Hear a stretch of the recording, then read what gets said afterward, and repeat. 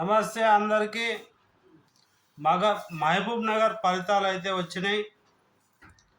హోరాహోరీగా జరిగిన ఎంపీ ఫలితాలు. ఇటు చెల్లా వంశీధర్ రెడ్డి, అటు డికే అరుణ.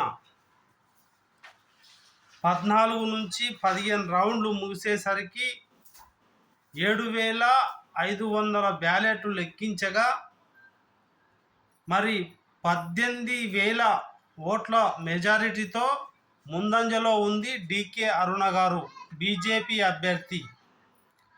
కాబట్టి చివరి లెక్కింపు అయ్యేసరికి డికే అరుణమ్మ విజయాన్ని సాధించి మహబూబ్ నగర్ ఎంపీగా గెలుపొందారు.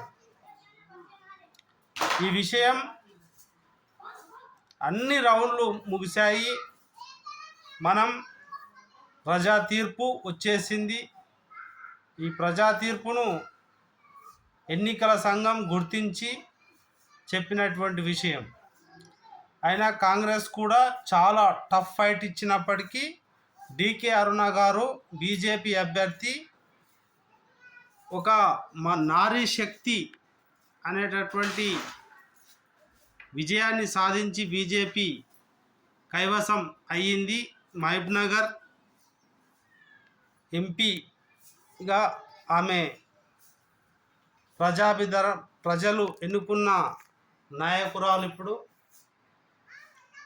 కాబట్టి ప్రజా తీర్పును మనందరం గౌరవించాలి. ప్రజా తీర్పు అయితే డికే అరుణ గారు గెలిచారు.